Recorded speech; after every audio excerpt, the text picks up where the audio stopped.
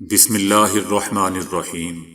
السلام علیکم دوستو، اس چینل میں سب سے زیادہ پسند کی گئی نیوز اور واقعات میں آج آپ دیکھیں گے، لیکن اس سے پہلے اگر ہو سکے تو لائک اور سبسکرائب کا بٹن ضرور دبا لیں، شکریہ۔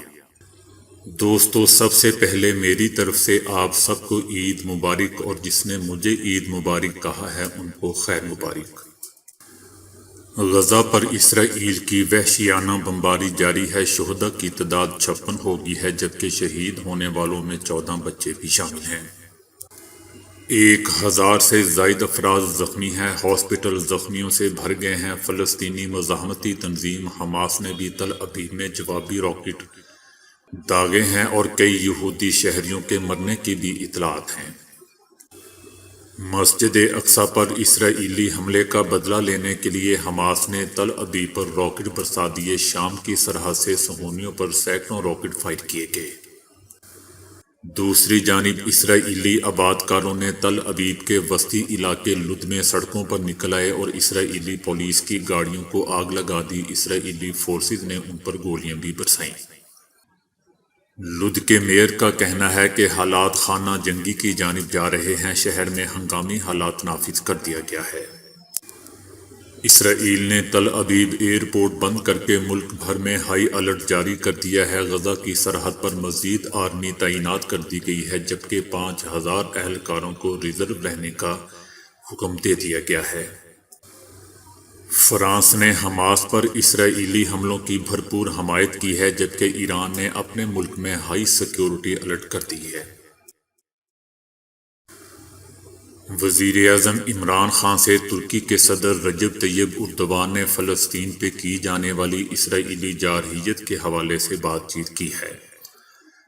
دونوں رہنماؤں کے درمیان گفتگو ٹیلی فون پر ہوئی ہے۔ دونوں رہنماؤں نے اسرائیلی جارحیت اور بربریت کی مذمت کی ہے، اور اس امر پر اتفاق کیا ہے کہ مسلم ممالک کو مل کر اسرائیل کے ظالمانہ اقدامات کے خلاف آواز اٹھانی چاہیے۔ وزیر اعظم عمران خان نے ٹوئٹر پر فلسطین سے اظہار یکجہتی کرتے ہوئے ممتاز دانشور چومسکی کی پوسٹ شیئر کی تھی، جس کے ساتھ انہوں نے اپنے پیغام میں لکھا تھا کہ میں پاکستان کا وزیر اعظم ہوں اور فلسطین کے ساتھ کھڑا ہوں۔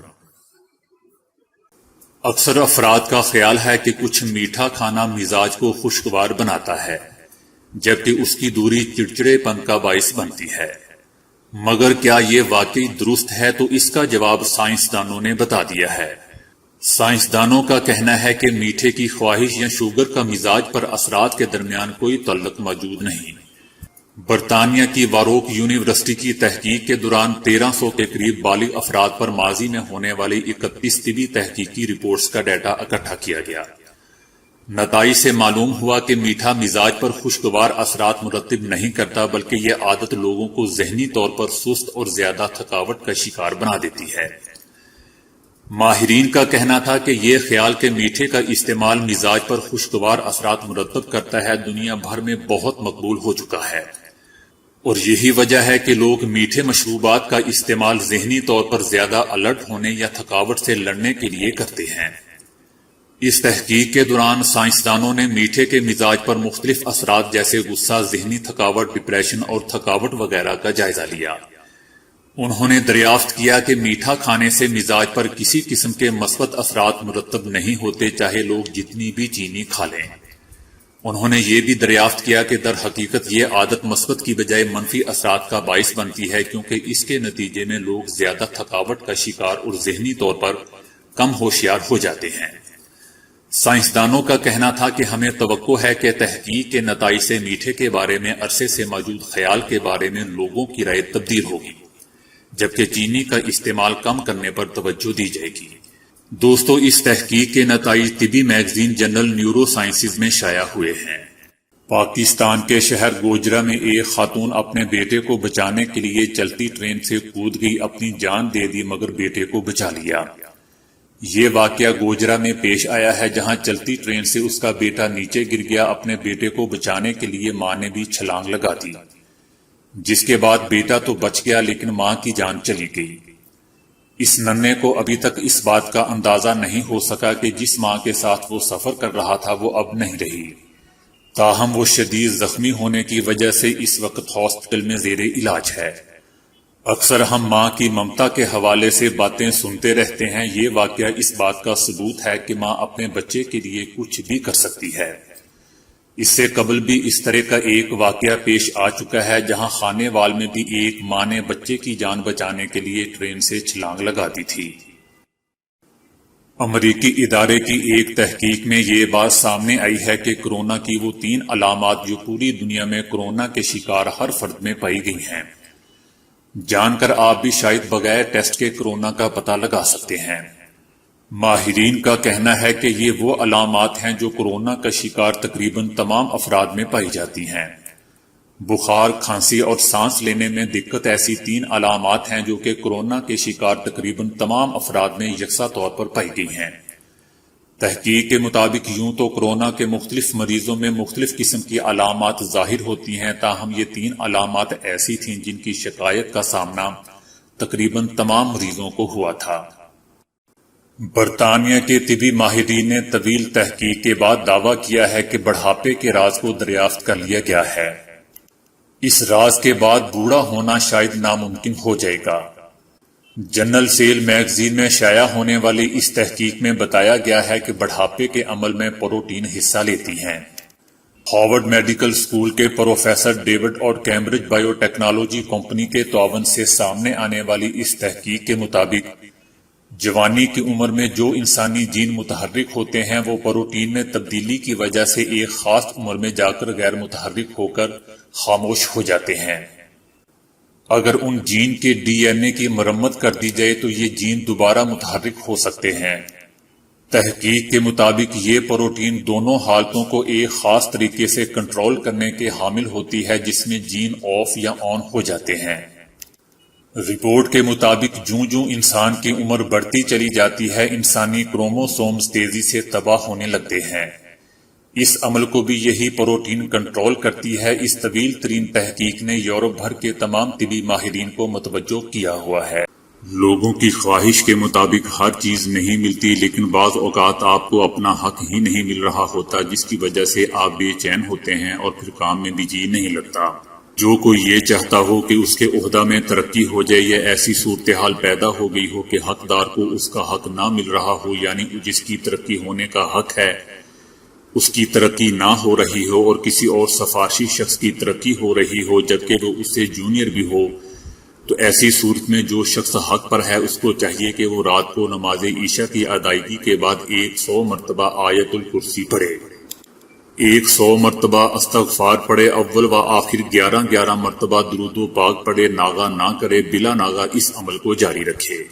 بزرگ بتاتے ہیں کہ ایسا کرنے سے آپ کو اپنا حق مل کر ہی رہے گا۔ افغانستان میں پہلی بار باحجاب خواتین کے لیے فٹنس کلب قائم کر دیا گیا ہے۔ فٹنس کلب میں مرد حضرات کا داخلہ ممنوع ہے، جبکہ ورزش کے لیے آنے والی زیادہ تر خواتین بھی باپردہ ہیں اور وہ حجاب اور برقع میں ہی کلب آنا اور ورزش کرنا پسند کرتی ہیں۔ فٹنس کلب کا قیام خواتین کے حقوق کے لیے کام کرنے والی سماجی رہنما 36 سالہ مریم درانی کی جانب سے قائم کیا گیا ہے۔ مریم درانی کا کہنا تھا کہ ان کے اس فیصلے پر مرد حضرات نے شدید غصے کا اظہار کیا ہے جبکہ خواتین ان کے فیصلے سے بہت خوش ہیں۔ مریم درانی نے مرد حضرات کی جانب سے فٹنس کلب پر غصے کا اظہار کرنے پر تشویش کا اظہار کرتے ہوئے کہا کہ زیادہ تر مرد حضرات کا خیال ہے کہ فٹنس کلب بھی مغرب کی سازش ہے۔ خدا جب مہربان ہوتا ہے تو انتہائی کم قیمت کی اشیاء کے روپ میں بھی لوگوں کو خزانہ عطا کر دیتا ہے۔ ایک بیوہ خاتون نے گھر منتقلی کے دوران پرانا کباڑ فروخت کرنے کا اعلان کیا۔ ان کی دعوت پر نیلام گھر کے ایک ماہر نے بھی گھر کا جائزہ لیا تو ان کی نظر باورچی خانے میں لگی ایک تصویر پر گئی تو معلوم ہوا کہ فنکار سیمابے نے اس سلسلے کی 11 پینٹنگ بنائی تھی اور ان میں سے یہ والی پینٹنگ روس سے فرانس پہنچی تھی۔ دوستو، اس پینٹنگ کی قیمت اب 40 لاکھ سے 66 لاکھ ڈالر کے درمیان لگائی گئی ہے۔ اسی طرح 1986 میں لندن کی خاتون ڈیبرا نے ایک سیل سے شیشے کی ایک انگوٹھی $13 میں خریدی تھی جو ایک عرصے تک ان کے پاس رہی۔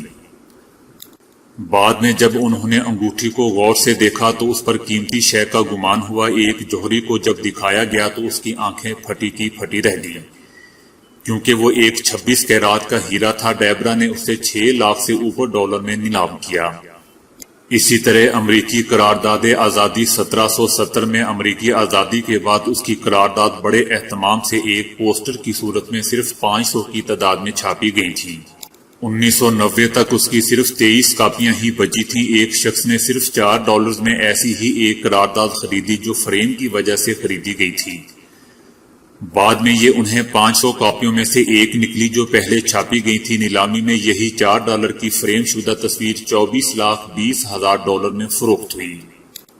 دوستو، اگر آپ کا چھوٹا بچہ ٹھیک طور پر سو نہیں پاتا اور بار بار جاگ جاتا ہے تو شاید اسے علیحدہ سلانے کی ضرورت ہے۔ سائنسدانوں کا کہنا ہے کہ بچوں کو ساتھ سلانے سے ان کی نیند خراب ہونے کا مسئلہ پیدا ہو جاتا ہے اور والدین کے لیے بھی پریشانی پیدا ہوتی ہے۔ یونیورسٹی آف کیلیفورنیا کی تحقیق میں 55,000 سے زائد خواتین کی رپورٹوں کا جائزہ لیا گیا۔ نتائج سے معلوم ہوا کہ جن بچوں کو مائیں ابتدائی چند ماہ میں اپنے ساتھ سلاتی ہیں وہ 1.5 سال کی عمر میں نیند کے زیادہ مسائل کا شکار تھے۔ اور وقفے سے جاگ جاتے تھے۔ ڈاکٹر ماری ہائسن کا کہنا ہے کہ بچوں کو اپنے سے علیحدہ لیکن اپنے قریب سلانا چاہیے۔ ماں اور بچے کے ایک ہی بستر پر سونے سے دونوں کے لیے نیند کے مسائل پیدا ہوتے ہیں۔ سائنسدانوں نے بچے کا ایک رات میں 6 گھنٹے ماں کے ساتھ سونے کو اکٹھے سونے میں شمار کیا ہے۔ بعض اوقات گاڑیوں کی پارکنگ کے لیے مناسب جگہ ڈھونڈنا انتہائی مشکل مرحلہ بن جاتا ہے، تاہم اب گاڑیاں یہ کام ڈرائیور کے بغیر خود ہی کر لیں گی۔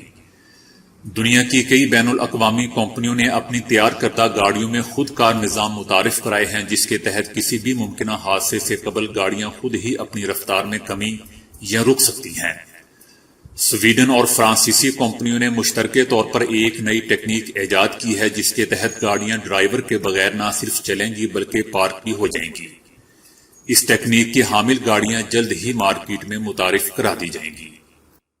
تو دوستو، آج کے لیے اتنا ہی۔ ویڈیو کو لائک اور شیئر کرنے کا بہت بہت شکریہ۔